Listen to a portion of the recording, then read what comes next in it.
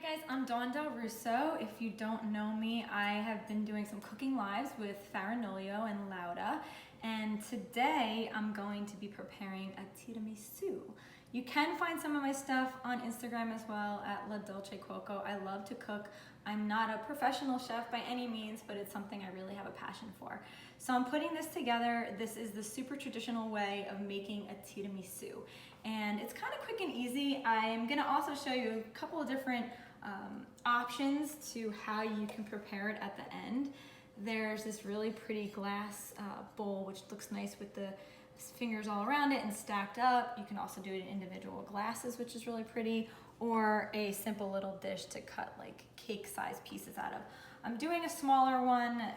The recipe that I'm gonna provide you with serves about 8 people, and you can always double that or reduce it based on your needs. So let's get started. The very first step is going to be eggs, and we're gonna separate them. That's why I have 2 bowls here. So you wanna separate the yolks from the whites, just like this. You can use a separator too, but it's easy to just do it in the shells.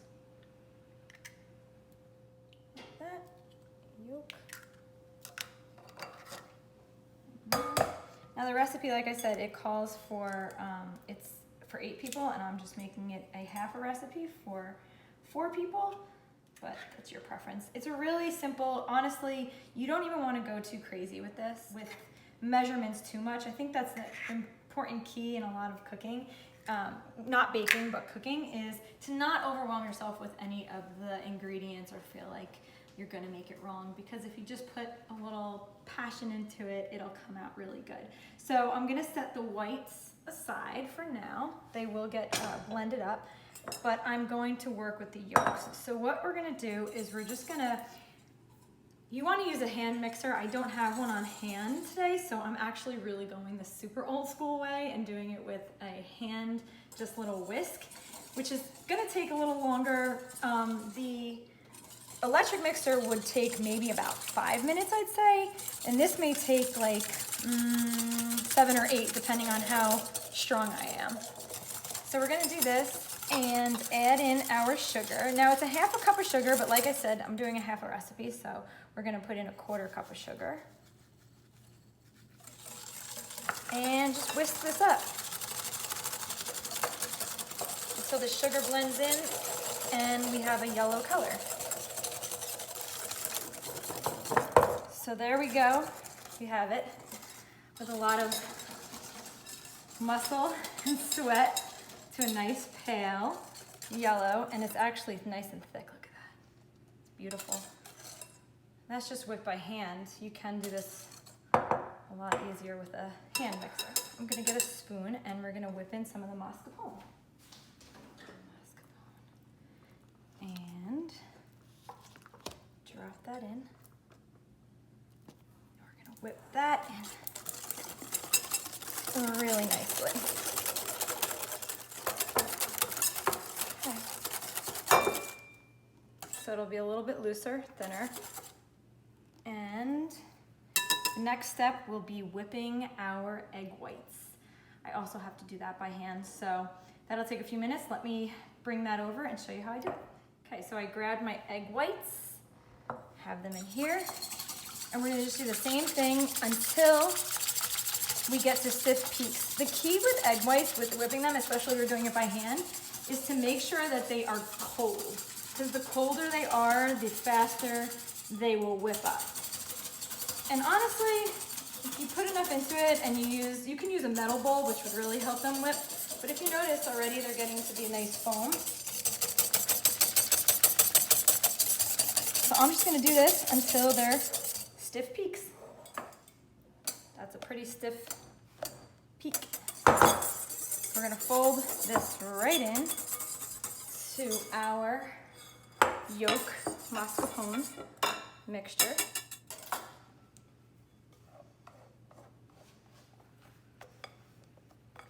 You wanna fold it in so you don't lose the air in the egg whites. That's why all the nice light fluffiness is. Like out of breath from all that whipping. Look at how beautiful that is though. Oh, So just fold that in really nicely. You can see how the texture really stays and just fluffens up those yolks without losing all the air. So if you were to mix it too fast, they would deflate and you wouldn't have that really nice look. And there we go. Now we begin the process of layering the tiramisu. So now a tip for the dipping the cookies. You want to dip them in really quickly. You don't want to leave them in there too long because they will get soaked and mushy and you'll lose the whole feel of the tiramisu. So what do you think I should do? I'm deciding between this and this. I guess I'll go with the traditional layer and maybe we'll see what we have left over and maybe do one in there too.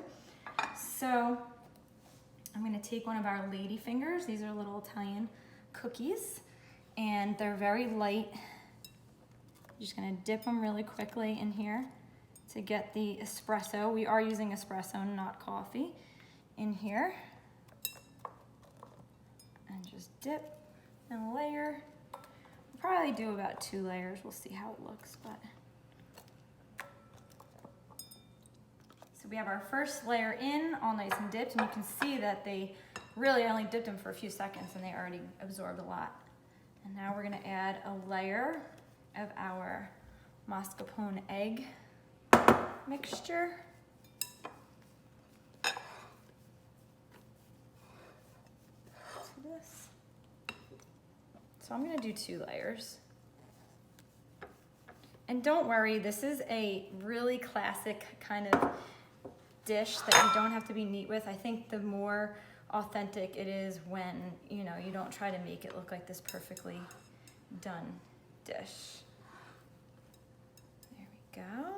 And I love doing it in these glass dishes because you get to see the layers. It's so pretty like that. So now we're gonna do another dip of cookies and then another top layer and then we'll finish it off. All right, I'm adding my last layer. If you guys know the dessert zabayon, this is very similar to that, except that's just egg yolks and it's cooked over the heat that you can dip fruit in, so that's the start to that too. And this, look at this, it's so amazing. You want to keep this in the refrigerator, obviously, because it is eggs, and you want to keep it nice and cold. I like to get it to a really nice cold temperature and then bring it out. Sitting overnight is nice as well because it will bind everything together and you'll get a nice slice tomorrow. So this is our layers. You can kind of see it all around the edges. We're gonna top it. I didn't have any cocoa powder. You can use cocoa powder. It's really perfect for this. I actually crushed up some semi-sweet chocolate chips and I'm going to sprinkle these on top. Amazing. A little bit of chocolate is never bad. Finish it off. Our finished product. It's so beautiful. It's so fluffy. This is delicious. It's decadent, of course. And we're gonna pop in the refrigerator and let it cool a little bit. I hope you enjoyed this recipe. I can't wait to taste this.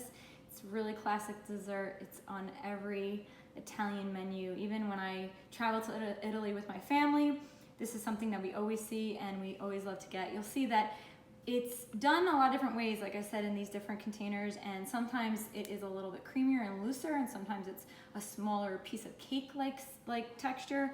So don't worry how yours comes out. As long as it tastes good, it will be perfect. Thank you guys so much for watching. You can find the recipe on Farinolio's website and Instagram. And I will also be posting some pictures on my Instagram at Dawn Del Russo and at La Dolce Cuoca. Hope you guys enjoyed this and I can't wait to see if you make it. Bye.